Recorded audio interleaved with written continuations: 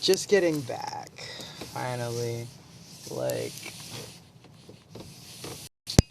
thank you, Kim, for hanging out. That was super fun tonight. Drove around. Um, cannot believe I came into the same bathroom with you. But, like, you're a sister of mine. You better call me when you get back home. It was, really fun. Hey, tell me, or, like, those songs that you played tonight, you should totally, like, tell them to me. But, dude, today, you guys, was so super, super eventful, man. I guess maybe this one I won't be quiet about, because I feel like that it was super duper relevant. And I just, honestly, I could not take what was happening and what was going on. Normally, I usually kind of go places by myself, and I like going by myself just because that's like my thing, and that's what I do. And dropped my battery off yesterday, got it charged finally. Um, was on the way bringing it back, and guy got knocked out, bro. And so he got knocked out. Ambulance came. I'm debating on like whether to help him or not, and I just am like, you know what? I'm gonna go back and help him. I go back and I help him, and by the time I go back, he's standing up, and he's got blood like all over his face, and on the floor was blood as well. It either came from like his head, but the man that told us after, he said it was one punch. Honestly, I think he might have broken the guy's nose. So all of this blood is on the ground, and it starts clotting. And after, he had on two shirts, a gray shirt and a blue shirt. And I get back on, and I'm asking the questions. I'm like, who did this? Who, and Helen was on there, and of course she lied. She took his shoes.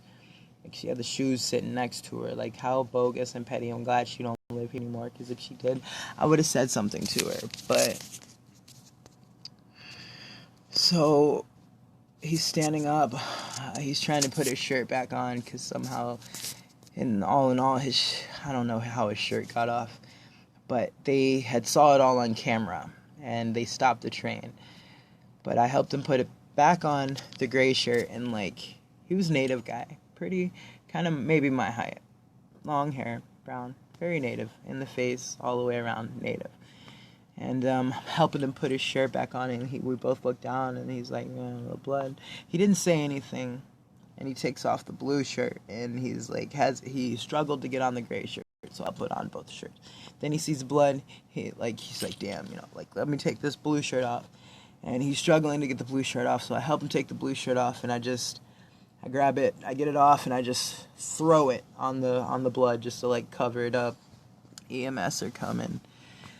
They finally, get there, and they start, talking to him, trying to figure out what happened, but I just think it was messed up. Like, the story was after that the black guy or the native guy, either one, had military background, and I guess the native guy walked up on the black guy disrespectfully. All in all, that's still no reason to violently assault somebody. For all he knows, he could have punched him and killed him. This is the second time I've actually, been in the presence of seeing evil and nobody doing anything. Or a life at stake and nobody doing anything. Both of those. For the first time, and only told a few people, because really, why would I brag about something as stupid as this? And I always like to get my facts right, but so I'm coming from Miss Massey's house, and I get to the Snelling Like the A line drops me off right there at Snelling and University. I'm like, all right. I get to the little platform. Walk, walk, walk. I'm standing there. I'm looking up at the time. I'm not seeing any times for another train heading downtown St. Paul. I'm like, all right, well, fuck it. I mean, excuse my French. To hell with it. Let me start walking. I start walking. I get about halfway to where Victoria is, maybe like Frogtown area. Blue SUV, 2 women. I could tell that they were lesbian, doesn't matter. Stud was driving. Her girlfriend was in the passenger seat. And I'm walking. Just 2 cars. I know 2 cars were involved. I had a backpack that had some art stuff. A computer that I'm selling. Oh, by the way, I got a computer for sale. Ask for details or info in the comments below. But anyway, back to the story. And I'm walking across right there at the auto body shop. It's a yellow wall. Right there on University. Car shop or car dealership to the left. Church or funeral home right on the corner. Alright, cool. I'm walking. I hear skirt. And I don't know how I heard it. It was pretty quick, whatever. She asked me for the time. Now I pull my headphones back and I'm like, what? And like I hold them up here. And I'm well bundled up. I'm halfway home. Alright, cool. She asked me for the time the second time. She's like, no, exactly what time is it? And pulls out this bottle. This nice size yellow and black with a straw stem mace or pepper spray, one of the two. And in my face. I'm thinking, what the fuck? I don't have enemies. Excuse my French again for that F word. I don't have enemies. So why? Why are they doing this to me? Best conclusion I could come up with was, 1, they were just trying to steal my shit. How petty, huh? And it's like, what? It's like 1:30, and I'm making my way up to University to get to the capital up here. Capital of Minnesota, bro. Dude, I played Call of Duty to get back. As soon as she sprays me, I back up towards the opposite direction, and I run across the street. They didn't expect that, because when I saw and paid attention, she skirts off, drops the can. She drops the can, and goes that way. I went that way. 2 cars, a white one and a blue SUV. And promise you, when I see her, because I know exactly when I look at somebody's face, it imprints in my brain, good or bad. And then 10 years from now, I still know what they look like. You can't change very much.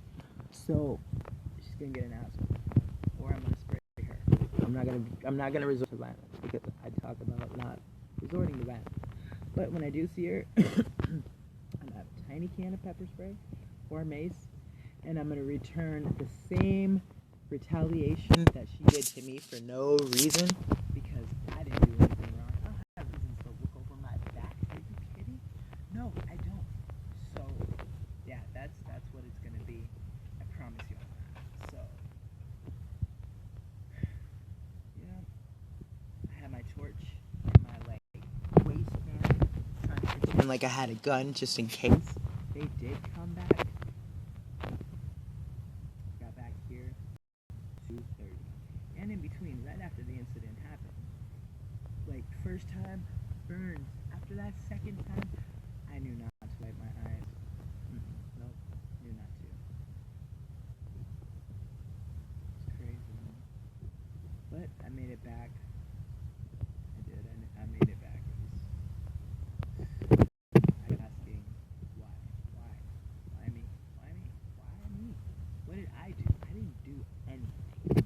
Was that supposed to be like the man upstairs always like sends you things, gives you things, presents things to you whether you can handle it or not? Yeah. But I let it go because honestly, she pulled out a gun and just shot me, and that would have been it. and it would have been an unsolved crime because I don't have people. No, I don't roll like that at all. But anyway, I'm gonna keep aiming for the stars, and I'm gonna talk to you people later.